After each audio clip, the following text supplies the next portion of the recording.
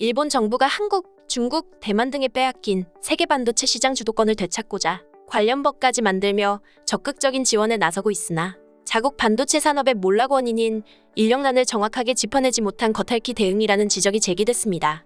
26일 영국 파이낸셜 타임스는 도시바에서 소니까지 일본 반도체 제조업체들이 정부의 반도체 산업 부활 추진이 기술자 부족 문제에 위협받고 있다고 경고한다며 이들은 현재 일본 반도체 산업의 최대 문제는 공급난이 아닌 인력 부족 때문이라고 말한다고 보도했습니다. 일본 정부는 앞서 경제안보법 입법화를 통해 반도체 등을 특정 안보 중요물자로 지정하고 공급 상황 감시하는 등 안정적 조달을 위한 정부의 지원 확대를 약속했는데요. 하지만 업계에서는 공급보다 인재 문제를 더 시급하게 본다는 것입니다.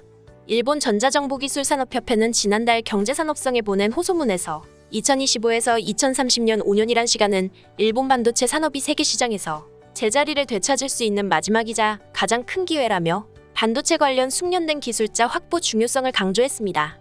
제이타는 혁신적인 반도체 공장을 운영할 수 있는 충분한 인재 확보가 반도체 산업 부활의 핵심이라며 일본 내 8개 대형 제조업체가 향후 10년 안에 약 3만 5천 명의 숙련된 반도체 전문 기술자를 고용해야 한다고 주장했습니다. 1980년대 후반 일본 반도체 제조업체들은 생산량 확대에 아낌없이 투자했습니다. 그 결과 1988년 일본은 미국을 제치고 세계 반도체 시장 점유율 50.3%를 차지하게 됐습니다. 하지만 지원 축소 등 관련 정책 실패로 한국과 대만, 중국 등의 시장 주도권을 조금씩 빼앗기기 시작했고 결국 2019년 시장 점유율은 10%까지 추락했습니다. 경제산업성은 지난해 보고서에서 일본의 세계 반도체 시장 점유율이 2030년엔 제로에 가까울 것이라고 경고한 바 있습니다. 시장 점유율 하락은 산업 성장률 둔화, 대규모 인력 이탈로 이어졌는데요. 특히 제이타 반도체 정책 제안 태스크포스 팀장인 일본 도쿄과학대의 와카바야시 히데키 교수는 2008년 세계 금융위기 이후 이뤄진 기술자들의 대량 해고가 현재 반도체 산업 인력난의 시발점이 됐다며 우리는 반도체가 부족하다는 말을 자주 듣는데 가장 크게 부족한 것은 바로 기술자라고 말했습니다. 일본 통계국이 발표한 자료에 따르면 지난해 전자부품 장치 및 회로 분야 등 반도체 관련 25에서 44세 근로자 수는 24만 명으로 11년 전인 2010년에 38만 명에서 37%가량 줄었는데요. 카즈마 이노우의 리크루트 컨설턴트는 파이낸셜 타임스에 2010년 중반까지 세계 반도체 산업 규모가 2배가량 커졌음에도 일본은 투자와 고용 측면에서 세계 다른 국가와 차이를 보여왔다며 도시바, 소니 등 대기업과 정부의 적극적인 투자 지원에도 현재 일본 내 반도체 전문 인력을 찾는 것은 어려운 상황이라고 지적했습니다. 제이타 태스크포스 팀원인 히옥시아의 미쓰이 토요키 매니저는 일본 반도체 산업의 매력이 사라진 지 꽤 오래됐다. 요즘 대학에서 반도체를 공부하는 학생들도 졸업 후 금융기관이나 IT 회사에 입사하는 경향이 있다고 설명했습니다. 도시바의 한 관계자도 과학 관련 공부를 하는 일본인 학생 대부분은 반도체가 아닌 IT에 더 관심이 많다며 전 세계적으로 반도체 업계가 최고의 기술자 영입을 두고 경쟁하고 있다. 일본도 숙련된 기술자 영입에 대한 경쟁력을 마련해야 한다고 강조했습니다. 일각에서는 반도체 공급량 확보를 위한 일본 정부의 대만 TSMC 생산 공장 유치도 인력난 문제를 더 악화시킬 것이라고 지적하고 있습니다. 세계 최대 파운드리 업체인 TSMC는 현재 소니, 덴소와 함께 일본 남부 규슈 구마모토에 86억 달러, 약 11조 725억 원 규모의 생산 공장을 건설 중인데요. 일본 정부는 TSMC 구마모토 신공장 설립으로 1,700명의 일자리가 창출되는 등 자국 반도체 산업은 물론 현지 지역 경제 성장에도 도움이 될 것으로 기대하며 최대 4,760억엔 약 4조 6천억 원을 지원하기로 했습니다. 하지만 구마모토 공장에서 생산되는 22에서 28나노미터 반도체에는 10년 전 기술이 사용되는데요. 또 해당 공장에서 근무하는 기술자 약 300명이 일본으로 건너오는 데만 기술자인 점을 고려해 구마모토 신공장 설립이 일본 반도체 산업 기술자 양성에 큰 도움이 되지 않을 거란 비판도 받고 있습니다. 한편 이 소식과 관련해 일본 네티즌들은 다양한 반응을 보였습니다. 대만 유사시 중국이 TSMC를 지배하에 둔다는 담화도 나왔고 TSMC로서도 각국과 협조해 해외로 일부 기능을 이전해 연계를 돈독히 하는 중 제재로 반도체 공급이 끊긴 러시아에서는 무기 생산이 어려운 상황인 것 같고 일본에서도 지난해 반도체 부족으로 차량 생산이 멈춘 것은 아무래도 기억에 남는다. TSMC 생산이 중단되면 PC, 가전, 자동차 등 여러 분야에서 생산이 중단되기 때문에 그렇게 되지 않도록 지금 유치해야 할 곳은 반드시 유치하길 바란다. 일본 기업들이 반도체 제조 공장을 유지할 수 있는 상태에서는 방치에 가까울 만큼 신경조차 쓰지 않았는데 거의 없어진 뒤에야 소규모의 단기 투자를 하기 시작했다. 아무리 봐도 프라이머리 밸런스라는 터무니없는 제약을 스스로에게 부과하고 있는 상황이라고 생각하는데 이번에야말로 대규모 장기 전략, 경제 안보로도 이어지는 반도체 사업의 회생을 진심으로 부탁한다. 이제 반도체 기술은 대학의 주요 코스가 아니다. 게다가 노동 인구도 줄고 있는 것이 현재 실태다.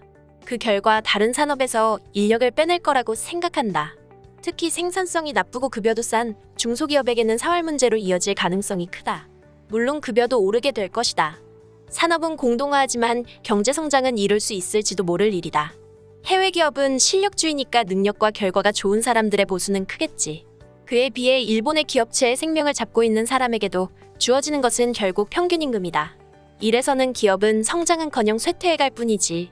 요즘은 그나마 능력주의가 돼가고 있지만 종신고용제도, 급여 평등으로 일을 안 한다, 못한다. 능력이 없는 직원들에겐 좋은 울림일 것이다.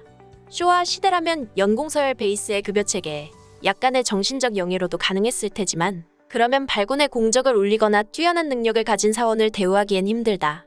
그렇다고 형식적인 능력주의에서는 성과나 실력을 쉽게 가시화, 수치화할 수 있는 부서 이외에는 객관적인 평가가 어렵고 자칫 처세술에만 능한 자만이 출세를 거듭하는 엉터리 시스템이 될 수도 있다. 급여 높은 곳으로 사람이 빠져나간다고 한탄하는데 그것은 자본주의 사회에서는 당연한 현상이다.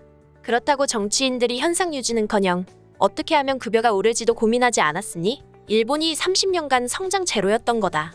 급여가 싸다고 말하는 곳은 기업만 나쁘다고 할 게 아니라 근로자 자체도 나쁘다고 할 수 있다. 급여가 더 높은 곳으로 이직이 되고 나름대로 인력의 유동화가 이뤄지면 급여가 싼 곳은 자연스럽게 도태돼 없어질 테니까.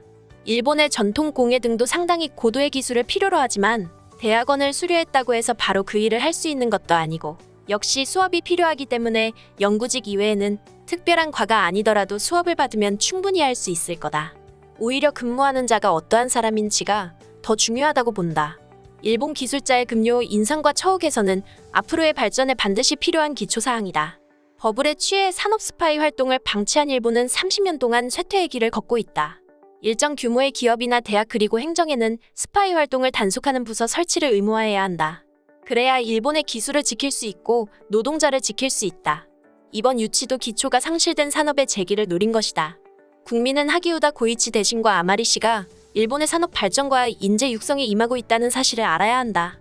스파이 활동이라니 버블 붕괴와 산업 발전이 없는 국내 구조조정으로 울며 겨자 먹기로 외국으로 건너간 기술자들의 분투를 이야기하는 건가? 이를 유출시킨 주체는 일본 정부와 기업인데 일본의 반도체 사업을 부활시키기 위해서는 최신 기술을 가진 TSMC의 기술 지원이 필요할 것이다. 미래 있는 반도체 사업인 만큼 국가의 투자는 어쩔 수 없는 부분이라고 생각한다. 투자를 신뢰하려면 정부와 국민의 신뢰관계가 필수다. 외국 기업에 국민의 혈세를 내줄 것이 아니라 그 돈을 일본 기업에 줘야 하는 게 맞지 않을까. 금액이 엄청난데 그 실패에 따른 책임은 누가 질 생각인지 명확히 밝혀주길 바란다. 일본이 이월형 공장밖에 유치할 수 없었던 현실을 기억하자. 그런 이월형도 국내 확보가 여의치 않아 몇 개밖에 만들지 못하고 있다고. 국내 기업에 넘겨봤자 반도체는 이뤄낼 수 없다. 이런 푼돈으로는 개발은 절대 무리. 국내 기업을 반도체 일선까지 끌어올리려면 최소 수천조는 내놓아야 한다. 근데 못 내잖아? 그래서 천하의 TSMC님이 일부러 와주시는 것에 오히려 감사해야 하는 거다. 지금까지 관련 소식을 접한 일본 네티즌들의 반응이었습니다.